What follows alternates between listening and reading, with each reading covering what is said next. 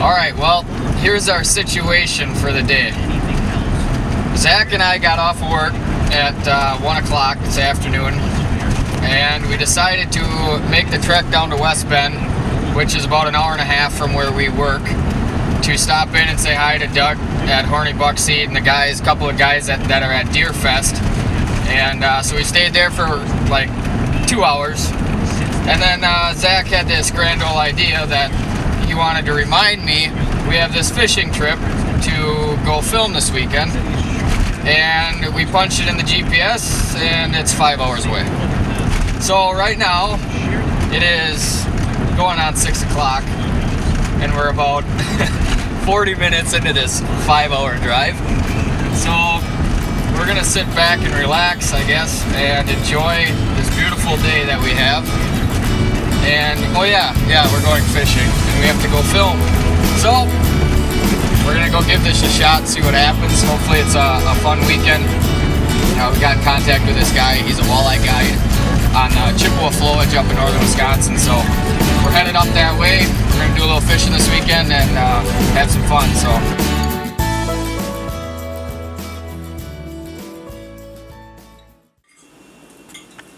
All right, well, we just got up this morning. Not even sure what time it is. 10 to 7. We're gonna have a little breakfast here and then we're gonna hit the lake. So we got a bait shop about 18 miles down the road. We're gonna stop and get some bait, and we're gonna hit the lake. So it's gonna be a good day.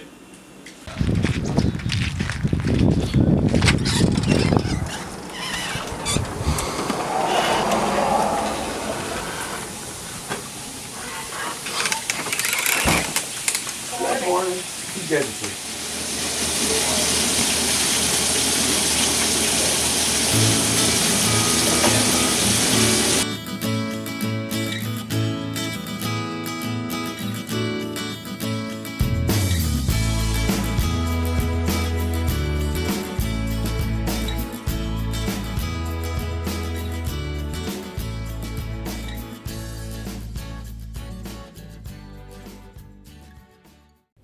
This is my jig that I redesigned a jig and made an inline jig. What I was trying to do is get a bead on a jig, and this led to that. This is actually a brass bullet with a hole in it. So you got a bullet shaped jig, you tie in front, that's where the inline design comes in. And I put a wire through, put the bead on, twist on the hook, and now I got a inline jig. It's like a weight forward jig almost, you know.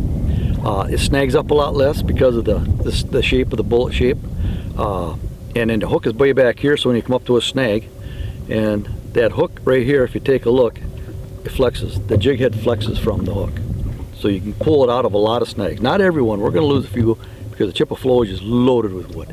But the round head jig, I used to lose about 1,000 a year when I'm guiding it, and this type of jig I lose less than 200. And these are lead free to boot. I use a water-based paint, so you lose one of these, you don't pollute the lake. Now when I fish for walleye, well, when I specialize in a walleye, I always put a piece of power bait on. And I never use the whole thing, I just use a little chunk of power bait like that. Put it on the hook. Up now, I got a bead on a jig. I push it right up to the bead. That coil of wire holds that body on there. Now what I've done is I've made the jig twice as big without adding weight. It's a 16th ounce jig with just enough power bait. It's twice the profile. The power bait has a smell. It'll cover up any bad smell on your hand. So that's a plus. It adds bulk. That's a plus. Walleyes in this lake are notorious to come up and they grab your jig like this. Well, when they do, if you don't have anything on there, they feel the metal and they'll let go. With this power bait, they hold. It smells good, tastes good, feels good. They'll hold on to it longer. And what you want them to do is just go one more time and then you set the hook. I'll show you when I cast how I jig and what to look for when you get a hit. So I'll explain that all to you. Today we're going to be using leeches most of the time.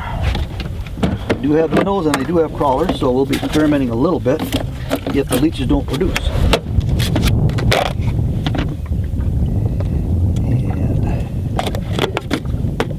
And I hook my leeches a little differently. I always double hook them, always.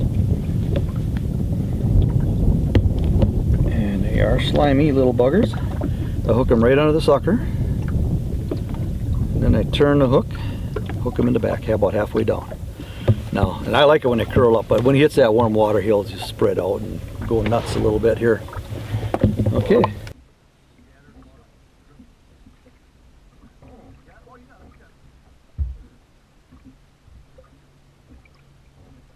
We've missed about 732 fish so far, but I finally got my first one. Little bluegill right under the boat on the board with the pro-aggressive jig, and hopefully we can get into some of these walleyes we've been missing. We know we missed a couple already, so. Let me get the... Feel huge. Do you want to get the... Oh, he's a beast. Little walleye, right species.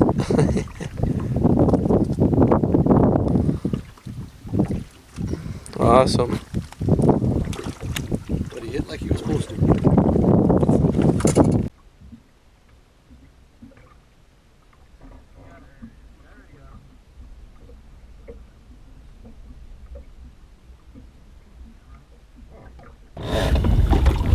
Walleye. Oh, you put right on that. There we go. Nice one. Might make the legal size too. I think it's just a crab here. Alright, I don't care what, you know. It's that treble hook jig. I'm hoping don't go bite. Nice bluegill. Bluegill.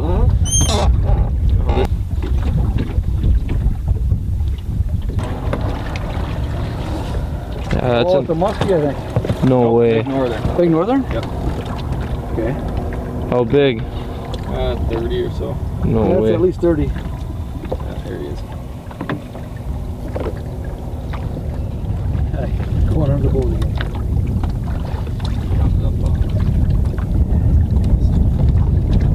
Here he comes. There he is.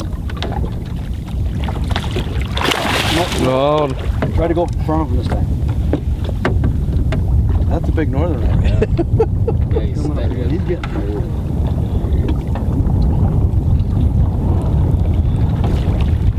There you go. Yeah, we got him. Nice fish, Tom. Hey, it's fish time. Awesome. Not bad, huh? Hold on, I'm gonna get it. Perfect. Oh, hold on. Doesn't feel bad.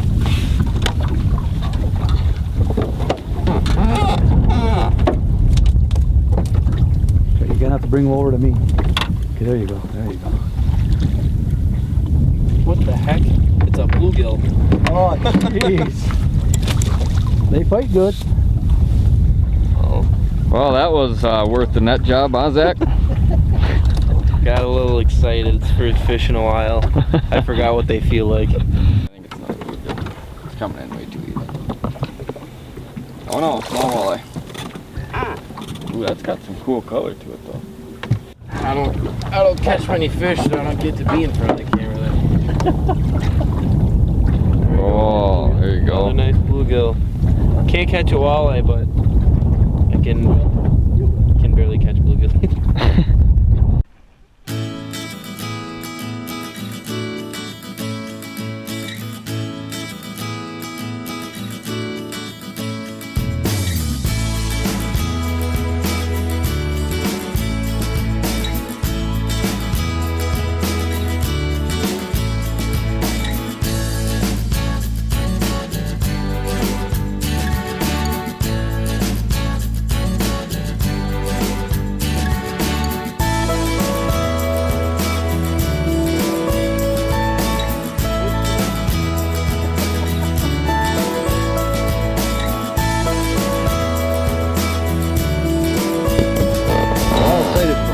Stand down.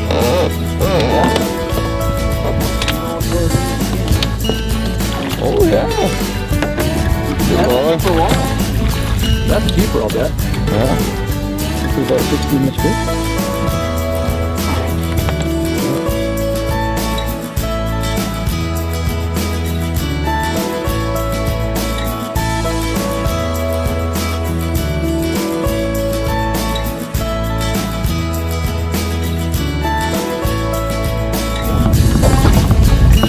Yeah, I dragged him across the bottom for for about 1.5 feet. You can see there's tension in your line the whole time.